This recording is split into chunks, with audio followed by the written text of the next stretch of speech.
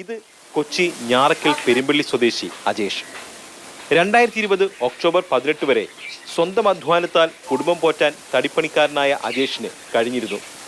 ഒരു മകനും ഭാര്യയും അമ്മയും അടങ്ങുന്ന കുടുംബത്തിന്റെ ഏക കൈത്താങ്ങ്. എന്നാൽ 2020 ഒക്ടോബർ 18 ഭാര്യയോടൊപ്പം ഭാര്യ വീട്ടിലേക്കുള്ള യാത്രക്കിടെ ഉണ്ടായ അപകടം അജേഷിന്റെ ജീവിതത്തെ തകിടം മറിച്ചു.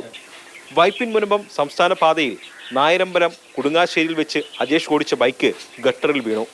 ഗട്ടർ എന്ന് പറയാൻ ശരിക്കും കുഴി എന്ന് പറയാം, അത്രക്ക് വലിയ ഗട്ടറായിരുന്നു.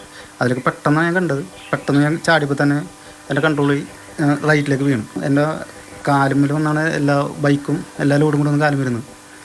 അപ്പോൾ തന്നെ പതുക്കെ എഴുന്നേറ്റ് നോക്കിയപ്പോൾ തന്നെ പാദം റൈറ്റ് സൈഡിലേക്ക് തിരിഞ്ഞിട്ട് എല്ല് ഈ കണ്ണേ കൂടി പുറത്തോട്ട് വന്നു. കണങ്കാലിനേറ്റ ഗുരുതര പരിക്ക് വലതുകാലിന്റെ സ്വാധീനശേഷിയെ ബാധിച്ചു. ലക്ഷങ്ങൾ മുടക്കി ചികിത്സിച്ചു. എന്നിട്ടും കാലിന്റെ സ്വാധീനശേഷി പൂർണ്ണമായും തിരികെ കിട്ടിയില്ല.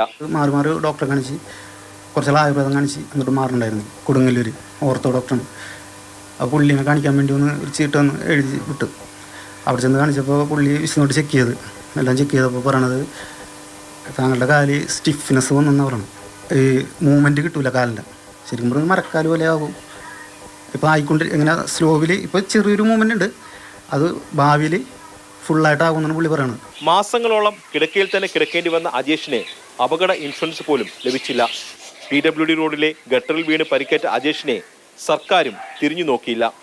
മുഖ്യമന്ത്രിയും മന്ത്രിമാരും നാടുനീളെ നടന്ന് പരാതി സ്വീകരിച്ച നവകേരള സദസ്സിൽ സഹായത്തിനായി അജേഷ് അപേക്ഷ നൽകിയിരുന്നു. അവിടെ അപേക്ഷ വെച്ചിട്ടുണ്ടായിരുന്നു, വില്ലേജ് ഓഫീസർ വിളിച്ചിട്ടുണ്ടായിരുന്നു. അവിടെ ചെന്നപ്പോൾ പറഞ്ഞത് ഒരു എന്തോ ഇത് ആക്സിഡൻറ്റ് പറ്റിയിട്ട് എന്തോ 6 മാസം അതിനകം കംപ്ലീറ്റ് പരാതി കൊടുക്കണം, കംപ്ലീറ്റ് പ്രൂഫ് അവിടെ കാണിക്കണം എന്നാണ് പറഞ്ഞാൽ വന്നത്. യഥാസമയം അറ്റകുറ്റപ്പണി നടത്തി പരിപാലിക്കേണ്ട റോഡിലെ കുഴികളിൽ വീണ് ജീവിതം തകർന്ന നിരവധി പേരിൽ ഒരാൾ മാത്രമാണ് അജേഷ്. ഗട്ടറിൽ വീണ് പരിക്കേറ്റത് സ്വന്തം വിധിയെന്ന് കരുതി അജേഷ് സമാധാനിക്കണമെന്നാണോ സർക്കാരിന്റെ നിലപാട്?